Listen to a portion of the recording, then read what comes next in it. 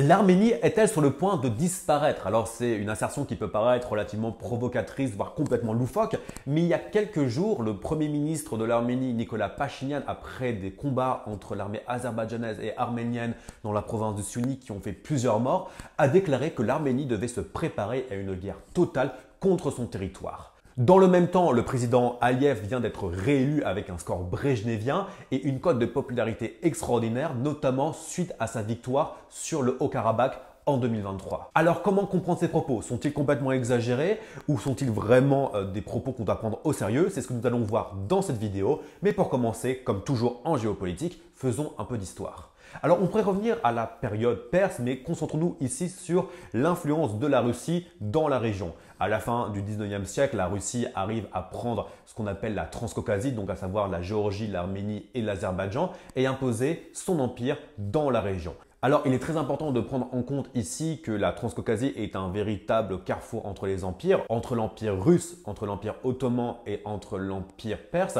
et que ces empires essayent de disputer leur influence dans la région depuis déjà des siècles. Aussi, il est important de prendre en compte que l'Azerbaïdjan est un pays turcophone musulman de rite chiite, alors que l'Arménie est un pays chrétien de langue arménienne. Mais revenons à la Russie. Du coup, la Russie prend ce territoire. Mais en 1917, l'Empire russe est défait par la révolution bolchevique. Une guerre civile éclate entre Russes blancs et entre Russes rouges. Et cette guerre civile permet à de nombreuses provinces de l'Empire de prendre leur indépendance, et c'est notamment le cas de l'Arménie et de l'Azerbaïdjan. Mais très rapidement, l'Union soviétique arrive à se réimposer dans la région et crée trois républiques soviétiques au sein de son empire, la République d'Arménie, d'Azerbaïdjan et de Géorgie. Et à cette période-là, Joseph Staline, le futur dictateur de l'URSS, est ce qu'on appelle le commissaire aux minorités de l'Union soviétique, et ce dernier va diviser la région pour mieux régner. En gros, ce que va faire Staline, c'est qu'il va prendre la République du Nakhichevan, qui est considérée comme étant une terre arménienne peuplée d'Arméniens, et va la donner en gestion à l'Azerbaïdjan. Et il va en faire de même avec le Haut-Karabakh, majoritairement composé d'Arméniens, qui va aussi donner en gestion à Bakou.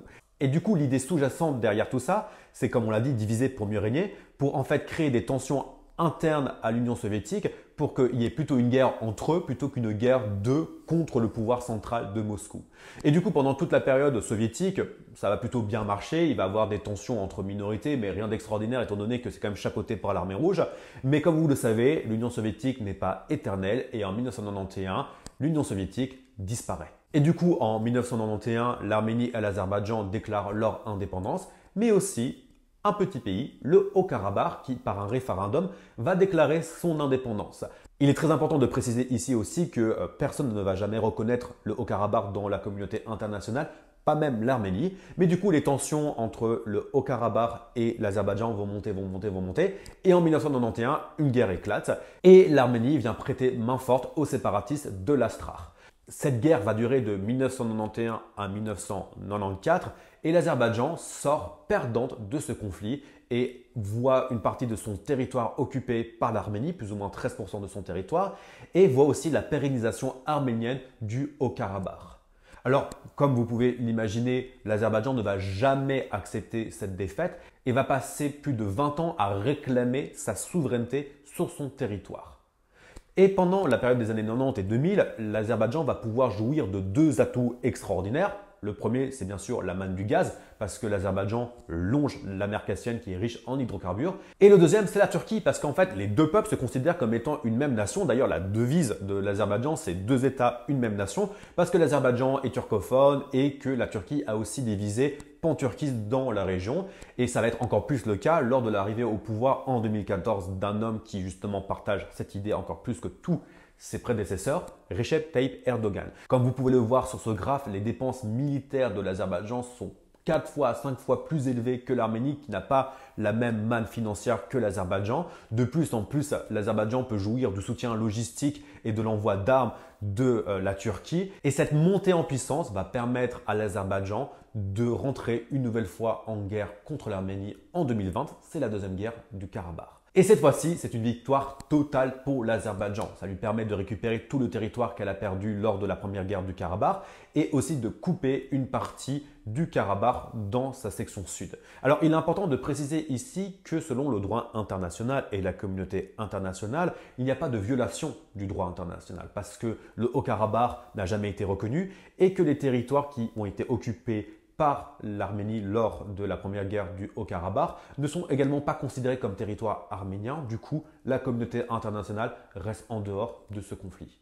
Du coup, le Haut-Karabakh se retrouve entouré par l'Azerbaïdjan et amputé de sa partie sud et il n'y a plus qu'un petit corridor qui permet de rejoindre l'Arménie au Haut-Karabakh, c'est le corridor de Lachin que d'ailleurs l'Azerbaïdjan va commencer à bloquer pour commencer à mettre encore plus de pression sur le Haut-Karabakh. Et en 2023, lors d'une guerre éclair de moins de 48 heures, l'armée azerbaïdjanaise soutenue par la Turquie arrive à conquérir l'ensemble du territoire du Haut-Karabakh et des centaines de milliers d'Arméniens fuient vers Erevan, la capitale de l'Arménie, et marque la fin de la présence pratiquement plus millénaire des Arméniens dans le Haut-Karabakh. Alors on pourrait se dire l'Azerbaïdjan a tout gagné. Ils ont récupéré le territoire qu'ils ont perdu, ils jouissent du soutien de la Turquie, d'une manne financière, etc., etc. Ils ont récupéré le Haut-Karabakh. Alors pourquoi Nicolas Pachinian s'inquiète-t-il d'une potentielle attaque, encore une fois, de l'Azerbaïdjan sur son territoire? Eh bien, c'est assez simple. Alors, si vous vous rappelez, je vous ai parlé de la République du Nakhichevan au début de cet exposé. Et comme vous pouvez le voir sur cette carte, la République du Nakhichevan, qui fait partie de l'Azerbaïdjan, est coupée en deux par l'Arménie. Mais surtout, c'est que la République du Nakhichevan a une continuité territoriale avec la Turquie. Du coup, le rêve de l'Azerbaïdjan et le rêve de la Turquie, ce serait de faire une continuité territoriale entre l'Azerbaïdjan et la République du Nakhichevan, quitte à amputer une partie du territoire arménien qui, pour le coup, cette fois-ci, est reconnu par le droit international. Mais il n'empêche qu'il y a des risques quand même très importants sur une potentielle attaque de l'Azerbaïdjan sur cette province, la province du Syunik, qui lui permettrait de faire la jonction territoriale. Et ça lui permettrait deux choses. La première, de créer potentiellement un corridor et un pipeline gazier entre la mer Caspienne et la Turquie au travers du corridor qu'on appelle le corridor de Zangezur et aussi permettre à Erdogan de commencer à avoir une jonction territoriale avec les républiques turcophones d'Asie centrale qu'il essaye de séduire de plus en plus. Alors tu me diras, mais l'Arménie n'est-elle pas un signataire de l'Organisation du traité de sécurité collective qui est une forme d'OTAN version russe qui a des mécanismes d'autodéfense? En gros, on a un article 4 dans l'Organisation du traité de sécurité collective qui est plus ou moins le même que l'article 5 de la charte de l'OTAN qui dit en substance si un pays est attaqué, tous les membres de la charte devront attaquer. Et en gros, ce que ça veut dire, c'est que si un membre est attaqué, la Russie viendra en défense et rentrera en guerre contre son ennemi. Mais il y a deux problèmes avec la Russie. Le premier, c'est que la Russie a pratiquement toute son armée occupée actuellement en Ukraine et a quand même perdu énormément de matériel et énormément d'hommes et n'est pas en mesure, je pense, d'avoir deux fronts aussi bien en Ukraine qu'en Arménie. Mais le plus important, c'est que Vladimir Poutine déteste Nicolas Pachinian.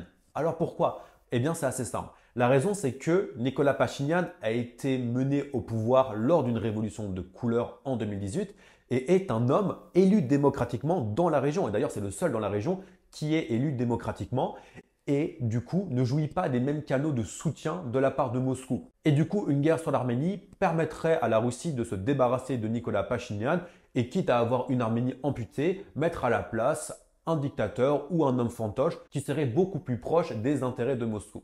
Alors on pourrait se poser la question de savoir, mais est-ce que l'Union européenne ne va-t-elle pas intervenir? Elle a intervenu en Ukraine.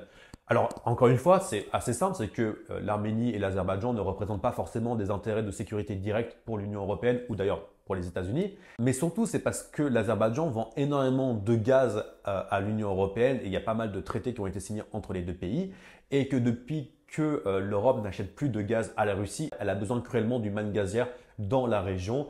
Et que dans les faits, même si l'Arménie de Nicolas Pachinian essaye de multiplier les gages de bonne foi envers l'Union européenne et les États-Unis, l'Arménie ne représente pas un intérêt direct pour l'Union européenne. En conclusion, si l'Arménie se fait attaquer, ni la Russie ni l'Union européenne ne viendra en aide pour la sauver face à l'Azerbaïdjan. Et c'est pour ça que Nicolas Pachinian a raison de s'inquiéter parce qu'une guerre imminente pourrait avoir lieu contre son territoire. Et cette crainte est encore plus exacerbée par le fait que l'Arménie a dans sa mémoire collective le souvenir du génocide arménien perpétré par la Turquie au début du XXe siècle et que ni l'Azerbaïdjan ni la Turquie ne reconnaissent ce génocide et qu'en plus depuis la prise du Haut-Karabakh en 2023 par l'Azerbaïdjan, l'Arménie considère cette prise comme étant un nettoyage ethnique et du coup l'Arménie craint une guerre et aussi potentiellement un génocide sur sa propre population.